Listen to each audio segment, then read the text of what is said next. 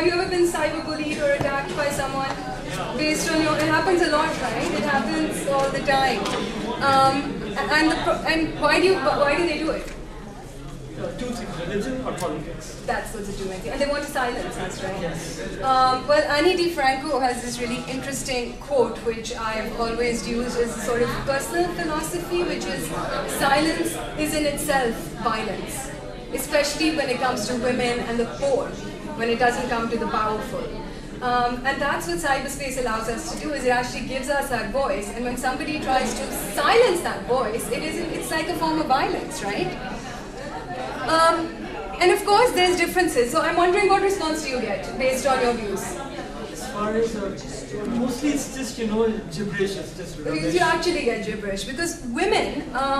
What's the first thing they do with us is because in Pakistan the family honor is tied into a woman's body. Okay, so if something happens to a woman sexually, the entire family loses honor. So the easiest way to attack women in this culture is to threaten to rape them, or to attach their sexuality, or to put up pornographic doctored videos of you, or pictures, or things like that. Or to start making up things about their character. To make up things about it, to make fake profiles about us. And so as Marian Kasana was going to come in as well, who's also a blogger, we start getting instant rape threats. Religious minorities, including secular people, start getting gibberish about how you should be killed off for being a kafir or an infidel, for disagreeing, even if you're disagreeing from a theological perspective. That's what's so ridiculous about it. And then political views. That's also very important. If you are someone who is a secular human being and would identify yourself as a liberal, it's amazing how many people will start running at you and attacking you for things like, you must love drone attacks. Have I ever voiced my opinion on it? Never. You are a Zionist supporter. Okay. The way we can slander people and use these terms, they are trying to create a culture where through bullying they silence you. Okay?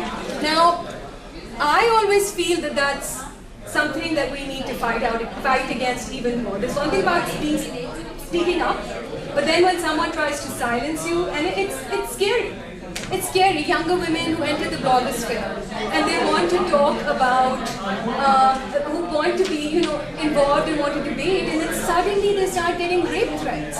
And these threats are not harmless. They are explicit. They tell you in detail how they will rape you. It's not just as simple as I will rape you. They tell you in explicit detail, using words that I'd rather not use, what they'll do with you, which is quite sort of upsetting. And I think a lot of us, Marine's here now, she goes to this on a daily basis as it is. Raza is the head of liberal fascists. He's our appointed leader. And we all apparently should be shot down by drones. Okay, not just in general, but by drones. So those are the kind of things we get, and I just thought I'd share a bit of my personal experience. I had an anonymous blog when I started blogging about 5 years ago, and it was about feminism and everything, and I was working in HSM college. And this being Pakistan, the boys discovered who it was, and then the rape threats started pouring in. And at that point, I had just graduated from college, I was very young, it was my first job, and it was overwhelming. To the extent that I ended up shutting down my blog. But now when I left that culture and I decided, that that's it, silence is not an option, and came out without an anonymous blog, but even then there'll be times you criticize something that somebody doesn't want to hear. And we're not talking about just the Imran Khan trolls type people around. I mean, we're talking about people at the top. I wrote about people who you would think would be relatively very well educated, but even they made a porn video and threatened to put it online. Okay, so we do all get bullied a lot, and so now that there's more people here, I just want to know who else is being cyberbullied. There was only one person here, it's Mary, Raza, you again as well. Everybody, I think, to some extent, you disagree with someone and they bully you. And that's all they want to do, is they want to cut your neck off instantly, right?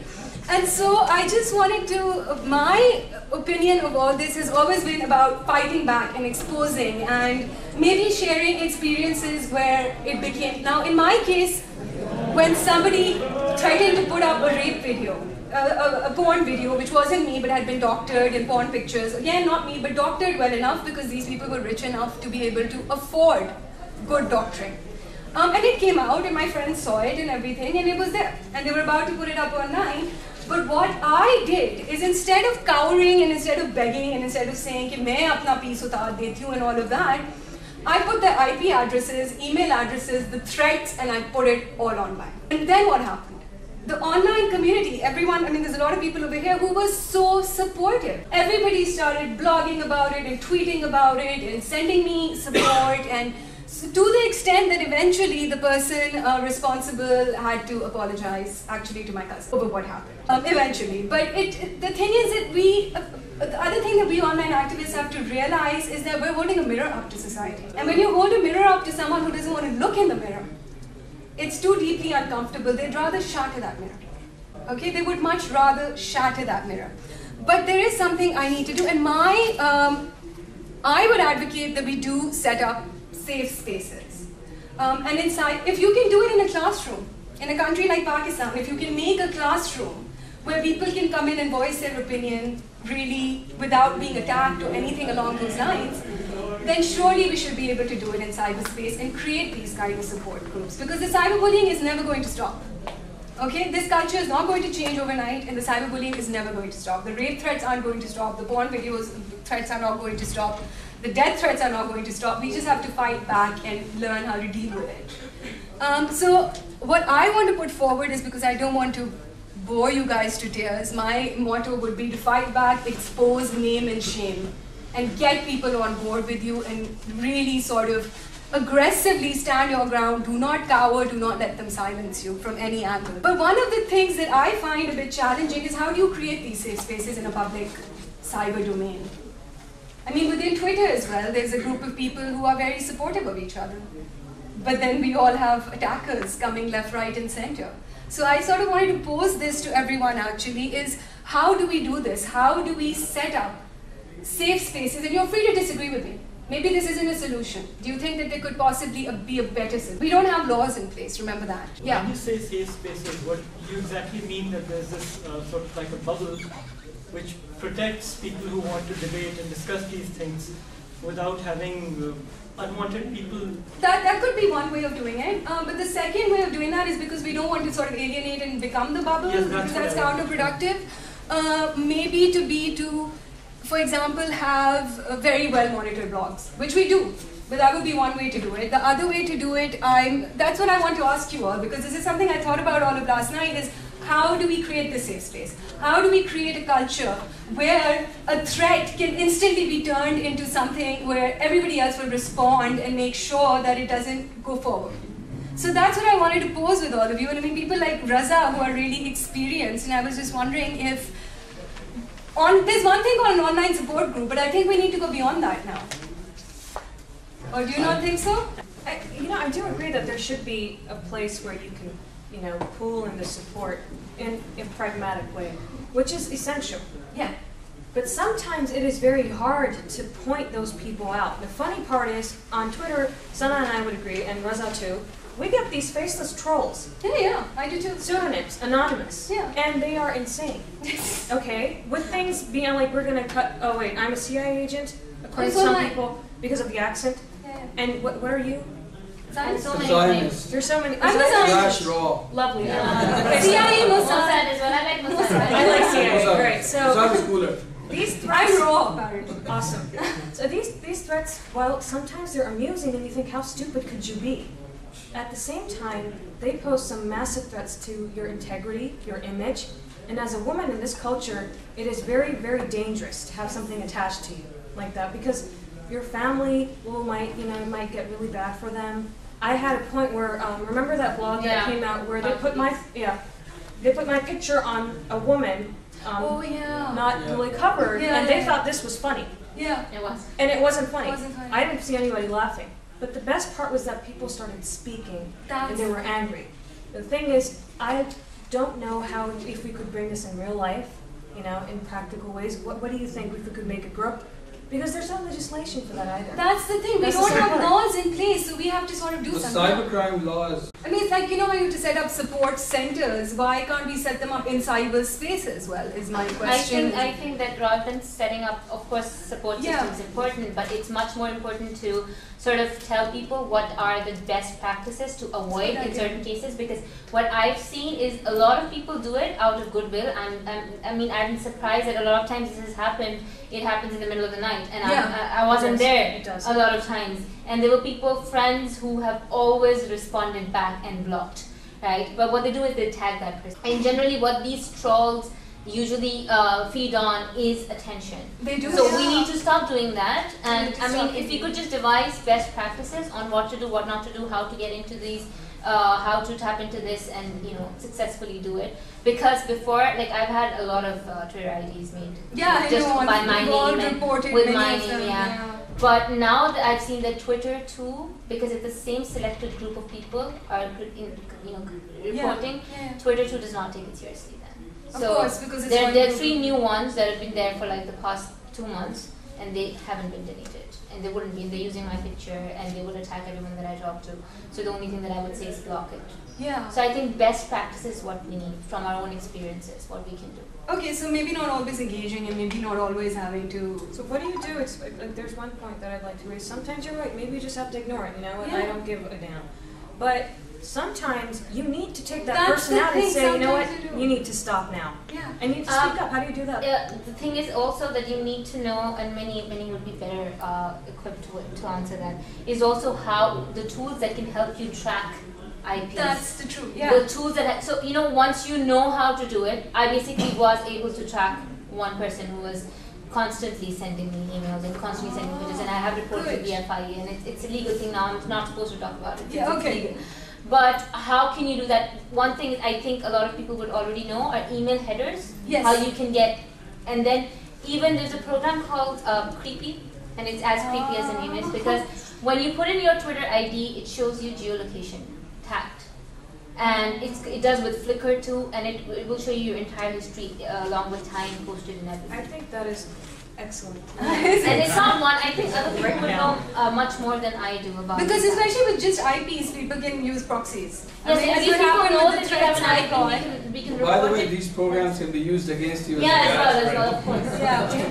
Of course they can. If Sana can get somebody's location, somebody They can can get get her mine. location as well. Yeah, well, because the threats I got were IP. I mean, I exposed it. I put the IP address up, I put the email, I put the name. Like I put in all the numbers that call me all the time. Yeah, you do. She retweets all the numbers that call her, which is also. I have a minor question because I think we are taking it to the woman's perspective. I know that is mostly men in the audience. But the point is, what you were mentioning earlier, I think that's the most effective thing to do, is to have an online support group. That's what I'm saying. Okay, there may be like 40 people in this room.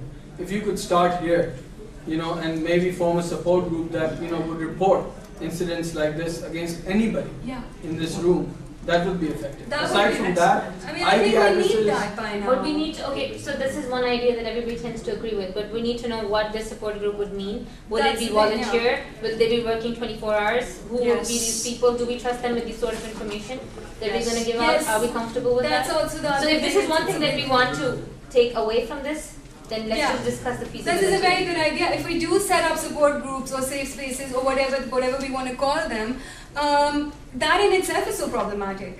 As Sana has pointed out to some extent, like who's in the group and how do you know that you can trust everyone, especially in cyberspace? Yes. And no, and there's time availability as well. I could volunteer to help in the support system because I've been a victim myself. But then I'm not available all the time. That's the thing. So it would have to be really well organized and be with a big group so that people can sort of be around in chunks or whatever. And I think Raza too has been harassed so much, and Raza's not somewhere else now. No, but Raza's been harassed really, really bad. Yes. Raza's harassed at least 1 threat per second. Yeah. Even like there's new trolls that are just like, I would see that they would tag me, but then I would see the first tweets that they had was for Raza. Oh, Raza. Yeah. What is this guy? Especially the Zaid Hamid Wake Up Pakistan have been really up. Really driving him nuts recently. It's insane. And Reza and I were talking about this. It's related to the anonymous nature of blogging. Yes. Many people do go anonymous when they're blogging because it is a threat to their identity to say something so brash and honest. People who have names and they blog, they have their, it's like giving your face up there and saying, I'm here, you can hit me now. Yeah. Right? And when that happens, it gets really bad, especially when you're a girl and you're a female and you're blogging. I got that a lot. This is funny, I doodle. I just draw. What danger is that bringing to your sovereignty? It's certainly national security, apparently. Apparently a doodle will make the world end. And I was told, I get an email, and I tracked the person down, and the email was this entire thesis on how I am from CIA, I am going to break this country, I am poisoning the minds of young girls for speaking up for their rights, and doodling is haram, I should be ashamed of myself. At the end was that if you get kidnapped, you know who did it. And the person knew where I was studying, where I lived, the number, my father's name, my mother's name, my childhood almost. You know, it was really creepy. These people do their homework so good. They really do. It's like, don't you have anything better to do? But I think that this is really essential. We should make a group of support for people out there, and it should be handled from people in different cities. Listen, it's also quite scary as well. It is. You get these threats in the middle. I mean, I've been doing this for over 5 years, and I've, literally rape threat in one and out the other. It's actually come to that point, and it saddens me that I'm so desensitized to it to that extent as well. That's a suffer. But again, like I said, the people who weren't happy with what I'd written had made those porn videos and porn pictures. And they were going to put them up, and my friends had seen them. And had it not been for me exposing it, and then Raza especially sending that blog post with what was going to happen to the publication involved, prevented it from happening. And they wouldn't, and had I not done that, and had I not used cyberspace, and had it not been for the rest of the people, had it not been for you guys and your support, the possibility of a fake porn video being up there right now is high.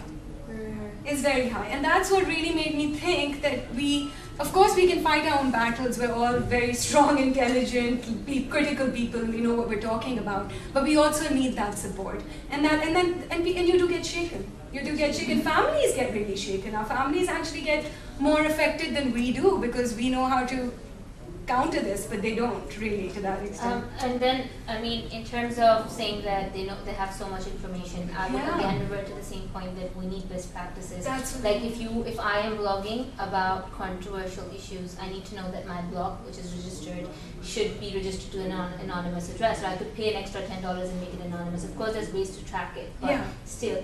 Then you can always use, I don't know if people are aware of Tor.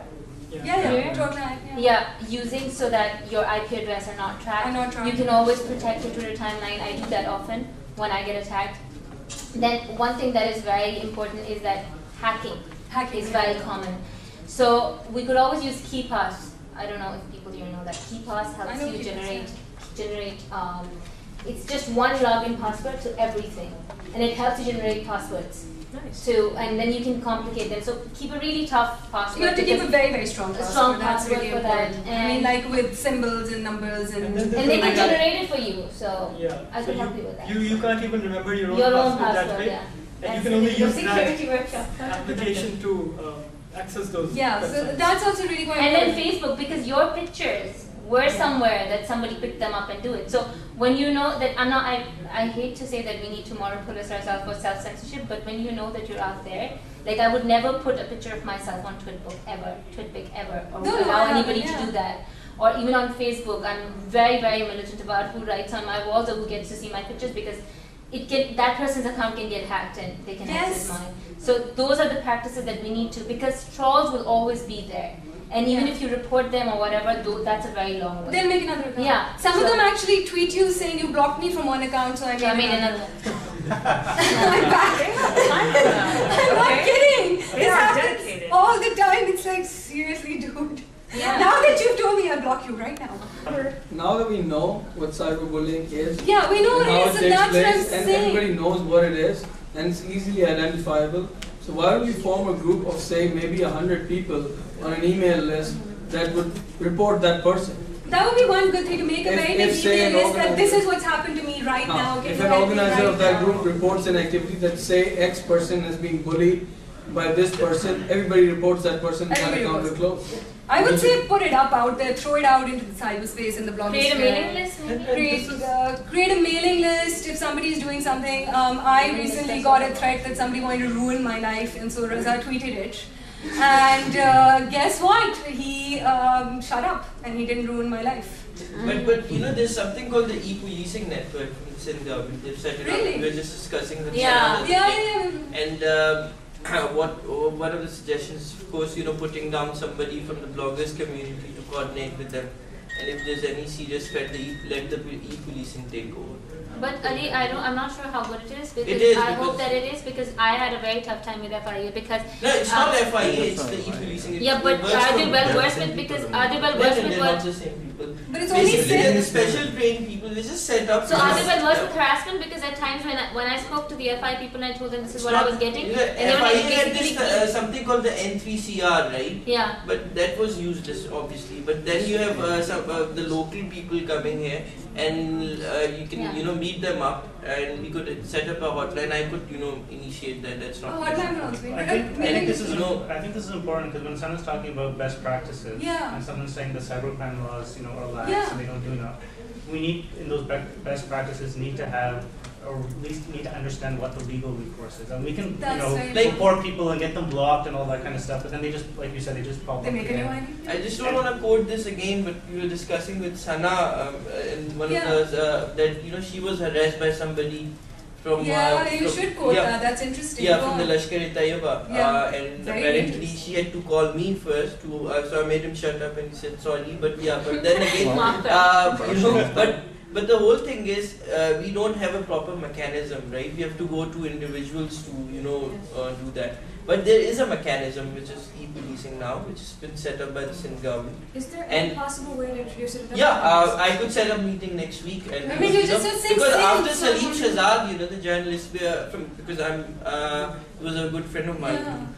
We said the journalist community have a rep there sitting for harassments to start with, right? So we could place somebody from the bloggers community, or somebody could nominate, and he could be the central or focal person to coordinate. Those of us who are on the blogosphere, that's the logical way. You get a call from them. They have, you know, they could send an email from them, from their networks, and they could trace it out, you know, do enormous lot of things. So that's the most practical way of solving it. And also with the coordination, I think it also needs to, you know, we need to, as a group, be working with these, you know, e-police and everyone to help them improve. You know, and improve their practices and their strategies. And also educate them about what harassment really is. Yes, because people don't know. That's right. Yeah. They don't know. In a culture where women are meant to be I set that harassed. up, so of course. No, I mean, I do. That's great. Now you can go to Punjab and set it up as well. We are doing that. Excellent. And then the others. No wonder we keep And maybe sorry. No, and maybe even, you know, a group like the CPLC can be brought on board, because I mean they're dealing with crime, and this is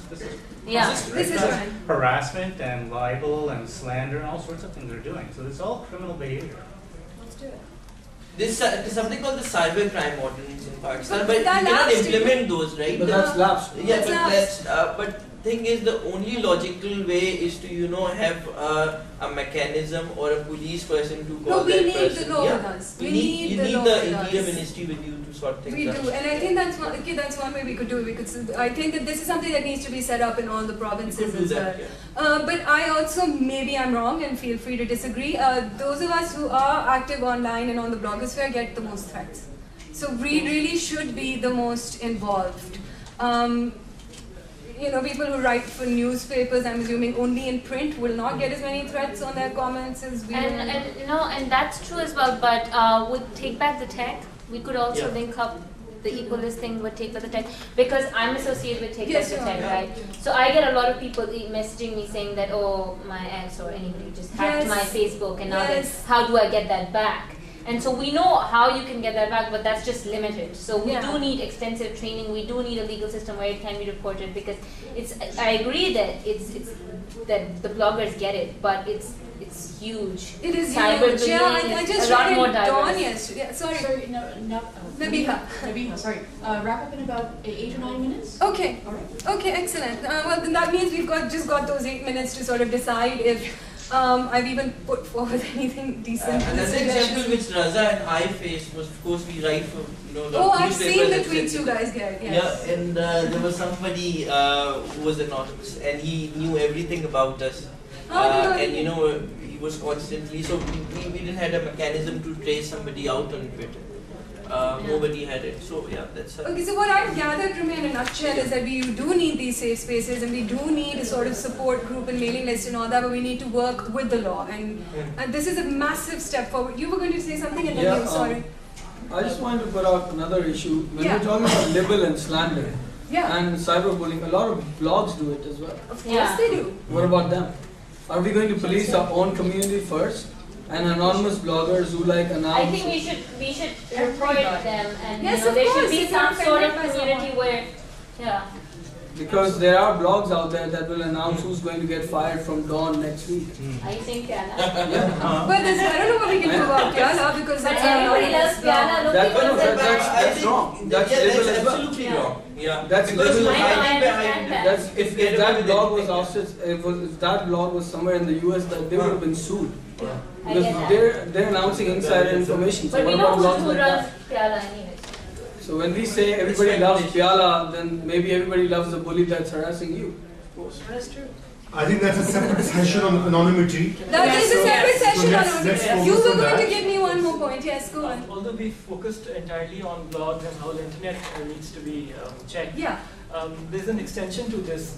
Different corporations, such as the mobile phone operators, which actually they have all our information, our SMSs are being stored, whatever we talk about, and there are a number of people who work for these organizations that don't follow rules, and they give out our data. Yes, they do, and that's how people get your numbers. Yeah. So this is where we need to focus as well. Because e-policing has access to that mobile data and everything, so you can get the names from there. And yes, it's not just your identification data that they can give up. There have been instances where they have given a whole copy of your text SMS. Yes. It happened to a very close friend working for any telecom in Pakistan. You can get that. Actually ask your friend to give you a copy of your beloved's text messages.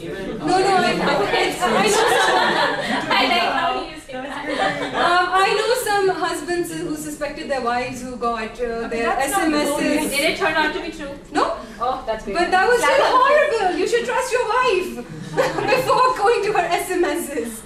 So, I think it's imperative, I love how that we are reaching to a plan that is, tangible, it's pragmatic. It's pragmatic. We should totally get the information for this, and like UCD policing and different corporations that help out, they should be contacted and they should be asked to go to other provinces, because this isn't just Sindh's problem. This is not Sindh. This is in Punjab, this is in Pakhtunkhwa, this is in Balochistan, it's all over the country. So what should be done is that these bodies should reach out to these people and take representatives who can help in those areas, which is very important. That's great. Which is very, very important. So that's what I really wanted to do with this session, not just talk about yes, I'm bullied because everybody's done it, everybody's been through it. We all sound like broken records at the end of the day eventually. After sharing all the stories with each other for catharsis over and over again. But that is what I want to put out there, and I think that this is a strong call for action that I'd like to put out there, is we need to set up safe spaces, communities. We need to support each other. What we can do is we can suggest a name now and put up a Google group where we can all continue. Anyone throw a name and I'll set up the Google group myself. That's the name. I'll first learn how to set up a Google group. No, it's a good way for me to learn. So I think that is something we need to do, and something that and this is what this conference has done, hasn't it? We finally get to see each other. Yeah. We finally get to know each other instead of just being eggs or a cartoon, or if you're like me, a watermelon on your head, or something along those lines. So throw in the name. Whatever suits. If you decided the name on Thursday, you can meet up with the e-policing guys and I can bully us not. Bully us not? No, it's kind of cliche. Is this a suggestion?